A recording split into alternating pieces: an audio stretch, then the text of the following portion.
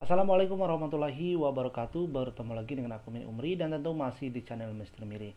Nah, di kesempatan ini aku mau bahas terkait dengan persiapan tes SKB atau seleksi kompetensi bidang untuk formasi penjaga tahanan, pemeriksa keimigrasian, instansi Kementerian Hukum dan Asasi Manusia. Nah, tentu ini merupakan pertanyaan ataupun request dari teman-teman yang mengikuti seleksi CPNS tahun 2021. Bagaimana untuk tahapan tes SKB khususnya untuk formasi Polsuspas atau penjaga tahanan. Nah, di sini kita akan bahas lengkap. Pastikan kalian tonton video ini agar informasi yang dapat aku berikan dapat bermanfaat untuk kalian. Baiklah, tanpa berlama-lama, langsung saja kita untuk tes SKB atau seleksi kompetensi bidang untuk formasi Polsuspas, penjaga tahanan ataupun pemeriksa keimigrasian. Jadi SKB Polsuspas adalah tes seleksi kompetensi bidang yang dilaksanakan setelah tes SKD CAT. Nah, untuk tahapan CPNS formasi penjaga tahanan dan juga pemeriksa keimigrasian, yang pertama kita telah selesai melaksanakan pendaftaran online yang kalian telah laksanakan atau mendaftar melalui laman sscisn bkn.go.id kemarin. Kemudian kalian melaksanakan tes SKDCAT yang sebentar lagi pengumumannya akan diumumkan apakah kalian bisa melaju ke tahap SKB atau tidak. Dan tahapan terakhir adalah SKB. Nah, pada tahapan SKB ini merupakan tahapan terakhir yang tentu dilaksanakan ataupun ujian terakhir, tes terakhir yang kalian harus jalani sebelum kalian resmi dinyatakan menjadi CPNS atau diterima menjadi CPNS atau tidaknya pada pendaftaran CPNS tahun ini. Kemudian yang masuk ke dalam tes SKB adalah orang-orang yang masuk ke dalam perankingan 3 kali dari kuota promosi yang dibutuhkan. Nah, tentu telah aku buatkan video sebelumnya berkaitan dengan apa saja persyaratan yang wajib kalian lalui atau kalian penuhi jika kalian ingin masuk ke tahapan SKB. Nah, tentu yang pertama kalian saat tes SKDCAT harus lulus passing grade. Kedua, setelah lulus passing grade kalian harus masuk rankingan ke dalam 3 kali kuota formasi yang dibutuhkan. Nah, untuk pembahasannya ini lebih detail sudah aku buatkan video, jadi silakan kalian tonton saja. Dan selanjutnya untuk tes SKB ini juga menyumbang 60% nilai kelulusan tes CPNS Polsuspas. Nah, untuk formasi penjaga tahanan ini dan pemeriksa keimigrasian, untuk SKD CAT itu 40% nilainya. Nilai dari SKD CAT itu 40%. Kemudian nilai SKB itu 60%. Jadi total 100% itulah nilai nanti atau akumulasi nilai yang kalian dapatkan yang menentukan kalian apakah diterima menjadi aparatur sipil negara tahun 2021 atau tidaknya kalian lolos menjadi CPNS tahun ini. Bobot SKB Polsuspas. Nah, untuk SKB atau seleksi kompetensi bidang untuk formasi Polsuspas atau penjaga tahanan dan juga pemeriksa keimigrasian ini, tesnya itu terdiri dari kesemaptaan, kemudian pengamatan fisik, wawancara dan juga uji keterampilan. Nah, untuk bobot nilainya atau untuk seleksi kompetensi bidang ini, bobotnya yakni 60% dan terdiri dari kesemaptaan itu bobot poinnya 45%, kemudian wawancara bobotnya 30%, kemudian pengamatan fisik dan juga uji keterampilan atau PFK dengan bobot 25%. Nah, selanjutnya untuk tes SKB Polsuspas ini tidak ada yang namanya sistem gugur. Jadi dari 4 tes tersebut, dari kesemaptaan, pengamatan fisik, wawancara dan juga uji keterampilan, tidak ada yang namanya sistem gugur. Kalau kalian rendah di nilai kesemaptaan, kalian kejar di nilai pengamatan fisik atau kejar nilai di wawancara atau kejar di nilai uji keterampilan. Jadi tidak ada, walaupun kalian kecil nilainya di kesemaptaan atau di wawancara, kalian tidak langsung dinyatakan gugur, tapi tetap bisa mengikuti tahapan tes lainnya di dalam jenis tes SKB ini tadi. Misal kalau kesemaptaan kalian kecil, kalian bisa kejar di wawancara, pengamatan fisik atau uji keterampilan. Nah, dari keempat tes tadi, kesemaptaan, pengamatan fisik, wawancara dan juga uji keterampilan, kita bahas satu persatu. Yang pertama adalah SKB kesemaptaan. SKB kesemaptaan ini menyumbang bobot nilai 45%. Kesemaptaan itu adalah tes fisik ataupun jasmani yang terdiri dari semapta A dan juga semapta B. Semapta A itu adalah lari, kemudian semapta B itu terdiri dari pull up atau chinning selama 1 menit, kemudian sit up 1 menit, push up 1 menit dan juga sateran. Nah, kita lihat untuk yang pertama adalah semapta A. Semapta A itu adalah lari. Lari dalam waktu 12 menit. Jadi untuk pria ataupun wanita, kalian nanti akan dilaksanakan lari itu selama 12 menit. Nah, untuk standarnya itu adalah 2.300 sampai 2.400 meter. Atau kalau lapangan sepak bola itu sekitar 5-6 putaran jika kalian ingin mendapatkan nilai sempurna atau nilai 100 untuk semapta lari ini. Tapi sebisa mungkin kalau saran aku ya, kalian setidaknya harus mengejar minimal di atas 1200 atau 3 kali putaran stadion. Nanti biasanya untuk lari ini itu ditentukan tempatnya oleh panitia di masing-masing kanwil. Ada yang di stadion, ada di mungkin di Jasdam ataupun mungkin di tempat-tempat lain yang tentunya untuk ukuran lapangannya itu sesuai dengan persyaratan. Kemudian untuk standar ini bukan untuk menentukan ataupun menjadi acuan kalian bisa dinyatakan gugur atau tidak. Kalau kalian larinya cuma bisa dapat satu putaran yang nggak apa-apa, tapi nilai saja mungkin yang kecil. Atau kalau misalnya kalian dapat 2 putaran saja, kalian nggak sanggup, nggak apa-apa. Kemudian ada yang bertanya juga terkait lari ini, bagaimana kalau misalnya kita lari tetapi di pertengahan jalan atau 5 putaran kita sudah nggak kuat lagi, apakah bisa berhenti? Bisa saja, tapi sangat disayangkan kalau mungkin waktunya masih ada. Silakan kalian bisa berjalan kecil atau lari-lari kecil lah seperti itu, atau berjalan cepat seperti itu untuk kalian bisa menyelesaikan selama 12 menit ini. Jadi jangan sampai waktu 12 menit itu kalian buang dengan sia-sia. Nah, kemudian setelah kita selesai melaksanakan samapta itu tadi adalah lari. Nah, selanjutnya kita akan diberi waktu istirahat yang tentunya nanti akan dilanjutkan dengan samapta B.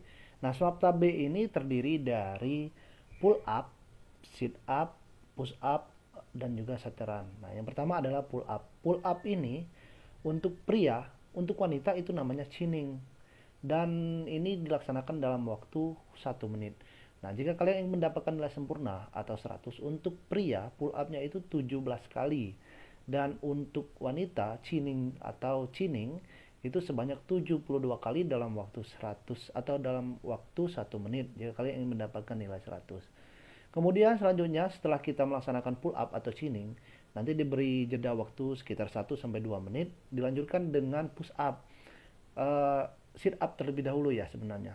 Nah, sit up itu dalam waktu 1 menit. Untuk mendapatkan nilai 100 itu pria harus sit up setidaknya 40 kali dan untuk wanita 50 kali. Nah, mengapa wanita ini lebih banyak daripada pria? Karena untuk wanita ini gaya dari ataupun trik ataupun cara sit up-nya itu berbeda dengan pria, dan itu bisa kalian tonton di YouTube atau sudah aku buatkan juga terkait dengan semapta ini video khusus, jadi bisa kalian tonton bagaimana perbedaan sit up pria dan juga wanita. Setelah sit up dilanjutkan dengan push up, dan push up ini masih sama dalam waktu 1 menit. Kemudian jika kalian ingin mendapatkan nilai sempurna 100, untuk pria setidaknya kalian maksimal 42 kali push up dalam waktu 1 menit, dan untuk wanita itu 37 kali push up dalam waktu 1 menit. Selanjutnya yang terakhir pada semapta B itu adalah saturan. Nah, saturan ini kita akan melaksanakan lari dan membentuk angka 8 dengan sebanyak 3 kali putaran. Nah, untuk mendapatkan nilai 100 ini, jika kita mendapatkan waktu 16 detik, itu kita mendapatkan nilai 100. Tapi jika kita di atas 21 detik, maka itu poin yang kita dapatkan adalah 0. Jadi itu untuk cara mengukur ataupun cara penilaian dalam kategori semapta B yakni saturan. Nah, setelah selesai kita melaksanakan kesemaptaan, biasanya nanti akan dilanjutkan dengan tes PFK, pengamatan fisik, wawancara, dan juga uji keterampilan. Nah, untuk kesemaptaan ini harinya hari tersendiri, dan aku lupa juga kasih tahu bahwasanya tahun ini kan tidak ada yang namanya verifikasi berkas asli dan juga ukur tinggi badan tahapannya, tetapi untuk ukur tinggi badan itu tetap ada pada tahapan sebelum kesemaptaan. Nah, pada sebelum kesemaptaan nanti kalian akan diukur kembali tinggi badan kalian apakah memenuhi syarat atau tidak. Nah, setelah selesai kesemaptaan ini biasanya dikasih waktu itu 1-2 minggu. Nanti kita akan melanjutkan 1 hari lagi penentuan kita untuk bisa dinyatakan atau mendapatkan nilai dalam tes PFK, pengamatan fisik, wawancara, dan juga uji keterampilan. Nah, ini untuk PFK terlebih dahulu ya. Untuk PFK dan juga keterampilan ini bobot nilainya adalah 25%. Dan pertama adalah dimulai dengan pengamatan fisik. Pengamatan fisik ini meliputi tinggi badan, tato, tindik, ataupun bekas tato dan juga bekas tindik, serta pertanyaan umum terkait dengan kesehatan. Nah, jadi ada yang bertanya, Bang, kalau untuk mata bagaimana? Apakah aman atau tidak? Atau misalnya bagaimana kalau ada jerawat ataupun varises dan sebagainya. Jadi kita harus membedakan terlebih dahulu apa itu pengamatan fisik dan juga apa itu tes kesehatan. Jadi sangat berbeda ya. Kalau kesehatan itu menyeluruh seperti tes Polri dan juga tes TNI yang sampai ke bagian-bagian dalamnya seperti gigi berlobang atau mata minus dan sebagainya. Tetapi untuk pengamatan fisik ini untuk beberapa tahun yang lalu ya, beberapa tahun belakangan untuk tes pengamatan fisik CPNS Kemenkumham, penjabatan juga pemeriksaan keimigrasian itu tidak sekompleks seperti tes Polri ataupun TNI yang harus kita melepas semua baju tidak mengenakan apa-apa ya, itu tidak seperti itu tapi diamati. Tapi yang menjadi tolak ukur pertama itu tidak boleh yang ada namanya tato ataupun tindik. Tapi kalau seperti mata minus ataupun seperti gigi kalian berlobang, parsil dan sebagainya, insya Allah untuk tahun ini masih sama dan kemungkinan itu tidak menjadi kendala untuk kalian dinyatakan atau gugur pada tahapan ini. Jadi tidak, yang pasti kalian jika ada tato ataupun tindik, nah itu yang bisa menggugurkan kalian untuk menjadi CPNS penjaga tangan ataupun pemeriksa keimigrasian. Selanjutnya adalah uji keterampilan masih dengan bobot nilai 25%. Untuk uji keterampilan ini, tampilkan apa saja yang kalian bisa. Jadi jangan sampai kalian tidak menampilkan. Nah, untuk uji keterampilan ini, ada yang bertanya, Bang, saya tidak bisa silat, saya tidak bisa PBB, paskibraka. Jadi untuk keahlian ini, pencak silat ataupun karate ataupun sebagainya itu dan seperti PBB itu tidak wajib sifatnya. Jadi saat kalian menampilkan uji keterampilan ini, apa saja keterampilan yang kalian bisa, baik dalam bidang seni, misal bermain musik, gitar, biola, atau saksofon dan sebagainya, silakan kalian tampilkan. Atau dalam bidang keagamaan, kalian bisa rebana seperti itu, atau kalian bisa qasidah, nasyid dan sebagainya, itu silakan kalian tampilkan. Atau dalam bidang IT kalian bisa editing, atau kalian juga jago misalnya dalam membawa acara, atau kalian ada basicnya mungkin yang pernah bekerja menjadi announcer seperti itu, silakan, nggak apa-apa tampilkan. Atau kalian dalam bidang olahraga, kalian bisa bola kaki, bola voli, ataupun kalian jago dalam badminton, atau kalian mungkin jago dalam biliar, atau mungkin kalian ada kalian seperti bisa sulap, nggak apa-apa. Karena uji keterampilan ini ya tidak hanya karate ataupun baris berbaris ya, seperti itu. Jadi keterampilan apa saja yang kalian miliki itu nanti akan berguna saat kalian bekerja di lapas, rutan, ataupun untuk kalian yang mungkin bekerja di bagian imigrasi nanti akan berguna. Jadi jangan kalian eh, apa dalam artian itu kalian beda-bedakan. Saya tidak bisa silat, saya tidak bisa bela diri, pasti kecil. Enggak seperti itu. Jadi apapun penampilan yang kalian bisa, yang kalian bisa itu silakan kalian tampilkan nantinya. Dan juga untuk sertifikat ini bersifat nggak wajib ya. Jadi kalau kalian ada sertifikat, nggak apa-apa, silakan bawa. Apapun sertifikat kejuaraan ataupun kalian sertifikat pernah mengikuti organisasi atau piagam penghargaan, nggak apa-apa, silakan kalian bawa. Itu sebagai penunjang. Tapi kalau yang nggak ada, jangan kalian buat-buat atau kalian editing atau kalian minta bantu teman untuk kalian robah seolah-olah itu sertifikat kalian. Jadi nggak harus seperti itu. Jadi untuk sertifikat ini sifatnya nggak wajib, tapi kalau kalian ada silakan kalian bawa. Kemudian yang terakhir adalah wawancara dengan bobot nilai 30%. Nah, untuk wawancara ini biasanya pertanyaannya itu seputar perkenalan diri kalian serta berkaitan dengan tupoksi ataupun tugas pokok dan juga fungsi jabatan ataupun formasi yang kalian lamar. Misalnya kalau kalian melamar formasi penjaga tahanan, tentu kalian harus mengetahui apa sih penjaga tahanan ini, pekerjaannya bagaimana, terus kemudian berhubungan dengan Kemenkumham, terus siapa nama menterinya dan sebagainya. Itu harus kalian setidaknya kalian ketahui. Jadi sebagai modal awal kalian, jika nantinya kalian ditanya, setidaknya kalian tidak buta atau tidak kosong sama sekali terkait dengan pengetahuan dengan formasi yang kalian lamar. Begitupun dengan imigrasi atau untuk kalian yang melamar jabatan lainnya sesuai dengan formasi yang kalian lamar masing-masing. Nah, untuk PFK dan wawancara ini dilaksanakan 1 hari. Tadi kesemaptaan 1 hari, kemudian nanti PFK, WPFK, wawancara pengamatan fisik dan juga uji keterampilan ini 1 hari. Nah, untuk 1 harinya itu kalian akan diawali dengan pengamatan fisik. Jadi sekalian datang nanti registrasi, kemudian kalian akan diamati fisik kalian, pengamatan fisik. Setelah pengamatan fisik, kalian nanti menunggu lalu masuk ke ruang tes wawancara. Kemudian setelah masuk ruang tes wawancara, nanti saat kalian selesai wawancara, langsung akan ditanya ataupun dites terkait dengan keterampilan yang kalian miliki. Jadi langsung pengamatan fisik, wawancara, dan uji keterampilan itu dilaksanakan dalam 1 hari. Jadi untuk SKB ini ada 2 hari. Yang pertama 1 hari kesemaptaan, yang kedua adalah 1 hari untuk wawancara, pengamatan fisik, dan juga uji keterampilan. Jadi kesimpulannya untuk SKB Polsus Pas ini adalah ada 3 tes: kesemaptaan, wawancara, pengamatan fisik, dan juga uji keterampilan. Kemudian untuk sistemnya itu tidak ada yang namanya sistem gugur. Dan selanjutnya itu dilaksanakan dalam 2 hari. Yang pertama 1 hari kesemaptaan, kemudian akan dilanjutkan 1 minggu atau 2 minggu kemudian.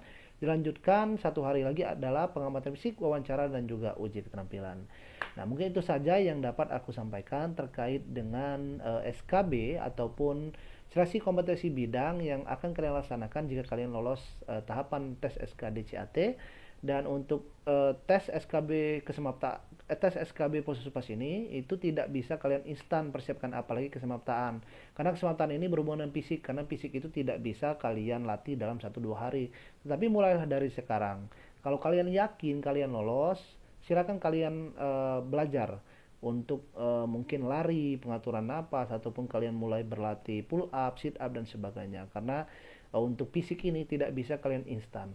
Dan untuk kesempatan ini tidak ada yang namanya tes renang ya. Jadi kemarin ada yang bertanya juga, apakah ada tes renang? Itu tidak ada tes renang. Jadi silakan kalian berlatih, silakan kalian persiapkan diri, karena yang namanya tes SKB ini adalah tes penentuan akhir. Jika kalian mungkin SKDCAT nilai kalian kecil, kejar di tes SKB. Semoga di SKB ini kalian bisa mendapatkan nilai yang besar untuk menunjang nilai kalian. Karena di SKB ini juga 60% bobotnya, tentu ini merupakan tinggi, sedangkan SKD 40%. Jadi untuk SKB ini silakan kalian kejar nilainya setinggi-tinggi mungkin agar kalian bisa dinyatakan tahun ini menjadi tahun kalian dinyatakan lolos menjadi CPNS tahun 2021.